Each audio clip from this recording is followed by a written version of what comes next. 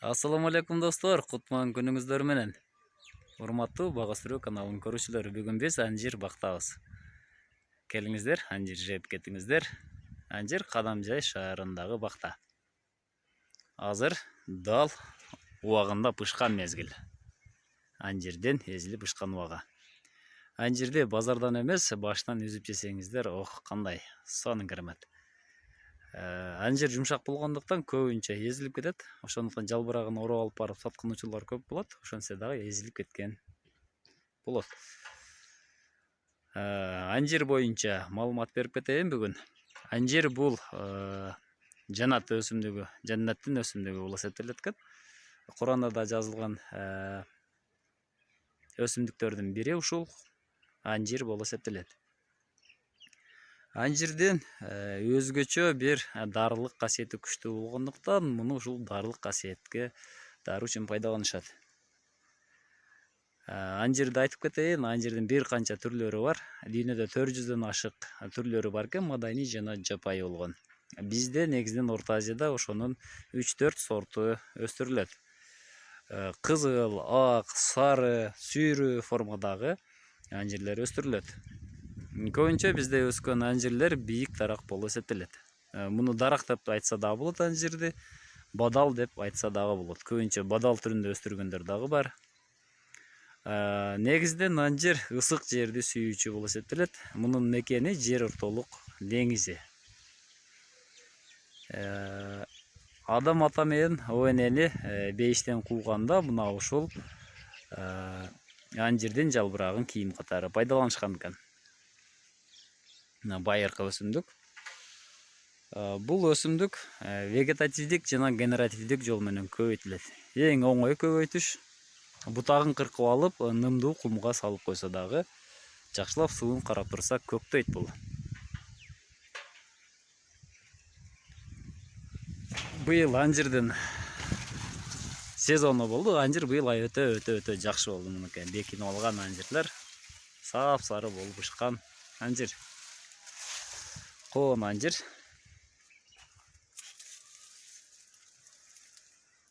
Мынакей бактын ичинде сонун болуп пышкан анжирлер.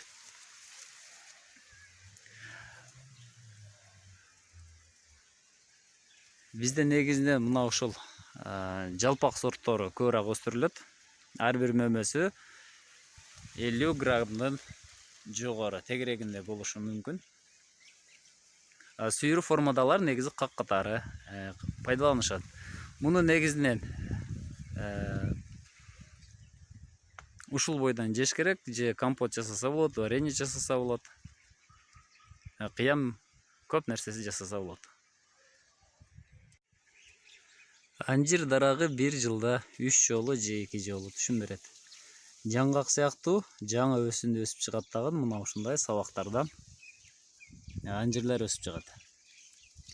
Эгер мына ушул анжирлерди терип алсаңыз, мынакей башында бөртөй турган мынакей мол жерлерден кийинки, экинчи, үчүнчү жетишип кетсе, көз узун болсо үчүнчү дагы мөмөсүн жеткире алат.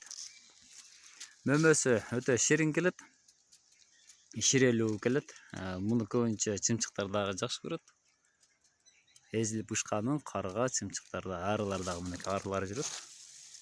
Арылар дагы тешип жегенди жакшы көрөт. Анжир билесиздер, ичи толо уруктуу, бир жумшак пакетке же калтага окшош.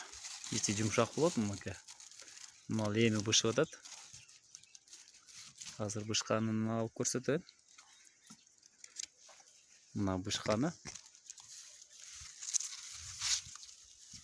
Муну көбүнчө кайсы менен кыркып алышат, кол менен үзгөндө жарылып кетиши мүмкүн.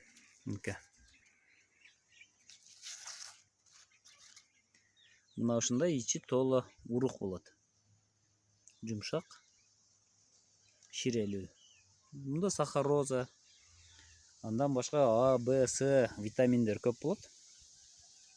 Бул негизинен азыр базарда өтө өтүмдүү болуп атат. Анткени быйылкы ковид оорусуна байланыштуу өпкөнүн милдетин, өпкөнүн функциясын жакшыртат экен. Какырыкты чыгарат. көк жөтөлдү басат деп бул дарылык үчүн көп алышат. Өпкө, бөйрөк, жүрөктү тазалоо үчүн дагы бул анжирдин пайдасы көп. Ошон үчүн бул бейиш дарагы деп айтылбаса керек.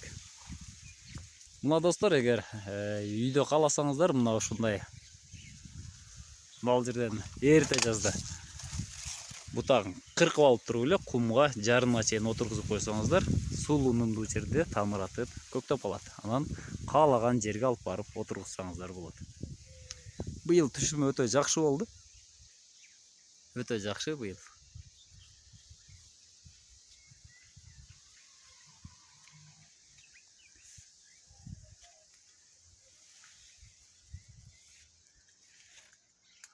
Мынакей.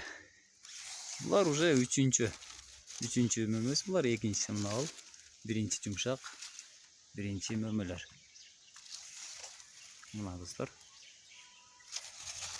Анжир мына ушул сыяктуу мынакей. Жумшак. Мына көрүңүздөр. Ширелүү жумшак жемиш. Алыс аралыкка базарга жетпейт. Эзилип кетет, ошондуктан бул жакынкы базарларда сатылат. Кургатылган албетте алыска кетет, базарда кургатылганы кызылдай акчага жүрөт. Мына достор, эгерде анжир дарагына кызыгып жүргөн болсоңуздар, бул өсүп аткан дарак деңиз деңгээлинен 1000 метр бийиктикте өстүрүлүп аткан анжир дарагы. Анча суукта, өтө суук келген жылдары даракты суугуруп кетиши мүмкүн. Болбосо анча мынча сууга деле чыдамдуу. Кышында эле ороп жакшы сактай турган болсоңуздар, сууктан сактап калса болот. Мына достор, бышкан ушундай терилет, калганы калат. Көбүнчө муну бычак менен же болбосо кайчы менен кесип алышат, болбосо жарылып кетет.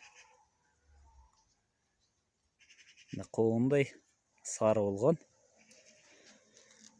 ширин анжирлер.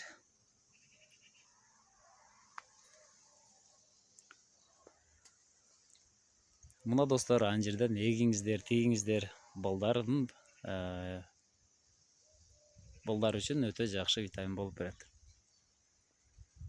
Бир үйгө бир түп тигип койсоңуздар болот. Эгер сатууга дей турган болсоңуздар, анда мына ушул сортун тексеңиздер жарайт. Сиздер менен Бага Өстүрүү Кыргызстан каналы болду. Саламатта туруңуздар.